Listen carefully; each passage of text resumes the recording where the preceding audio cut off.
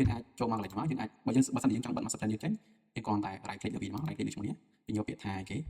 unload មកវាបានហើយហើយយើងយក reload វាមកវិញអញ្ចឹងណាបើស្ដីអ្នកនរគ្នាចំពោះអ្នកប្រើប្រាស់ computer មានបងប្អូនអ្នកគាត់ comment ឲ្យខ្ញុំបង្ហាញពីរបៀបការប្រើប្រាស់ href អញ្ចឹងការប្រើប្រាស់ href ជាទៅអ្វីដែលខ្ញុំធ្លាប់ជួបតែច្រើនគឺគេប្រើប្រាស់ទៅលើ master plan ដោយសារតែ master plan ហ្នឹងគឺគេអត់ចង់ឲ្យមានការកែប្រែច្រើនឬក៏ច្រឡំលុបច្រឡំអីយ៉ាងទេអញ្ចឹងការយើងប្រើ href គឺយើងរក្សា plan master plan របស់យើងទុកនៅតែឧទាហរណ៍ថាខ្ញុំមាន master plan នេះអានេះខ្ញុំឧទាហរណ៍ថាវាជា master plan មួយចុះហើយអានេះគឺតទេហើយចំណែកនេះទៀតវាគឺជា plan បាទ plan ជើងតាន plan structure ណាដែលឲ្យជើងតានដែលរបស់ Pycap ហ្នឹងអញ្ចឹងអានេះគឺថ្មីបន្តិចមកឲ្យថាយើងនេះកាត់ file ថ្មីនេះអញ្ចឹងទីមួយគឺខ្ញុំយក master plan ហ្នឹងគឺជា href អញ្ចឹងយើងត្រូវមានឈ្មោះ master plan ហ្នឹងយើងដឹងថាទីតាំង master plan របស់យើងទុកនៅណាបាទទីមួយអញ្ចឹងយើងចូលមក plan ថ្មីរបស់យើងអញ្ចឹងយើងប្រើ command href មកអញ្ចឹងវាលោតផ្ទាំងនេះមួយឲ្យយើងណា external reference នេះអញ្ចឹងនេះគឺឈ្មោះ plan របស់យើងនេះឈ្មោះនេះអញ្ចឹងបើយើង save ដាក់ផ្សេងទៅវាឈ្មោះកន្លែងនេះវាដូរទៅហើយអញ្ចឹងកន្លែងនេះយើងគ្រាន់តែ right click នៅលើកន្លែងនេះមកយើងយកពាក្យថា attach drawing អញ្ចឹងយើងយកពាក្យថា attach drawing នេះមកបន្តមកទៀតយើងត្រទីរបស់យើងណាអញ្ចឹងយើងយក master plan នេះអញ្ចឹង master plan នេះយើង select លើវាមួយមកយើងចុច open មកអញ្ចឹងវា load attach external reference របស់យើងនេះជាទៅកន្លែងនេះវាអាចនឹង load ឲ្យយើងតិចចេះមានថា specific on screen ជាទៅបើសិនជាយើងប្រើជា image add ចូលអាហ្នឹងយើង specific ទៅតែបើថាយើងជាលក្ខណៈ master plan យើងគួរតែដោះវាចេញទៅសារតែជាទៅ file master plan គឺគេធ្វើនៅលើ coordinate ត្រឹមត្រូវច្បាស់លាស់បើសិនជាយើង specific លើ screen ប្រកបជាខុសហើយខុសទីតាំងអញ្ចឹងណាអញ្ចឹងយើងឲ្យ plan របស់យើងគឺទៅតាម coordinate របស់ master plan ឯគេសិនហ្នឹងអញ្ចឹងយើងអត់ចុច specific on screen យើងដោះវាចេញមកបន្ទាប់ពី scan នេះគឺមួយធម្មតាណាសូមបញ្ជាក់ថាមុននឹងយើងនេះខ្ញុំ concept សិនមុននឹងយើង import ចូលយើងត្រូវ check មើលនេះ unit របស់យើងនេះណា unit របស់ master plan របស់យើងនេះ unit មកគឺ millimeter តោះណាហើយនេះក៏ millimeter ដែរ unit នេះក៏ millimeter ដូចគ្នាដែរនេះអត់តទៅជា millimeter តែ millimeter ហើយអូខេមកបន្តទៀតខ្ញុំ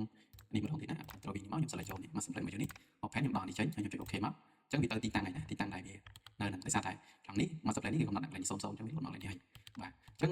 ពីនេះគឺយើងអាចកែប្រែវាបានទេទៅនេះវានៅអញ្ចឹង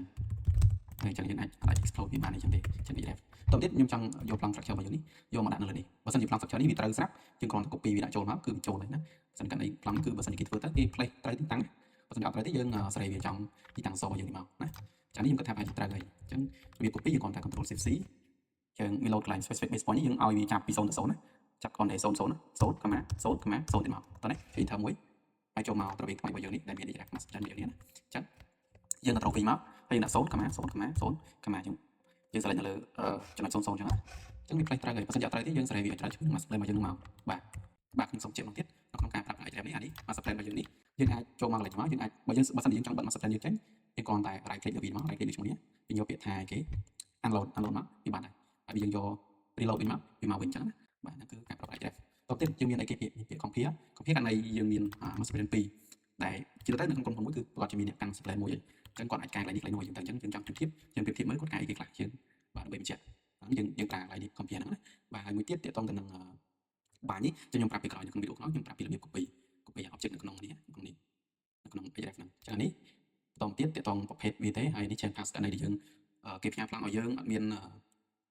file href ឬក៏គេបោក href ខុសទីតាំងអញ្ចឹងទៅយើងអាច select path ថ្មីហ្នឹងណាបាទអញ្ចឹងមានតែថ្ងៃក្នុងការប្រើប្រាស់ href ខ្ញុំសូមបញ្ជាក់បន្ថែមមួយទៀតទាក់ទងទៅនឹង href នេះណាបើសិនជាករណីគេបាត់កែប្លង់នេះឧទាហរណ៍ប្លង់ master plan របស់យើងនេះណាអញ្ចឹងគេឧទាហរណ៍ថាខ្ញុំអត់ចង់កែអីច្រើនទេករណីថាឧទាហរណ៍ថាក្នុង master plan នេះគេលុបដើមឈើនេះចោលមួយអញ្ចឹងបើយើងនេះនៅតែដែរនេះគេលុបដើមឈើនេះចានេះគេកែអញ្ចឹងហើយយើង save file នេះតោះនេះ file master plan នេះយើង save មកហើយយើងចូលមក drawing របស់យើងនេះអញ្ចឹងយើងគ្រាន់តែ right click យកពាក្យថា reload នេះមកតោះនេះ reload នេះមក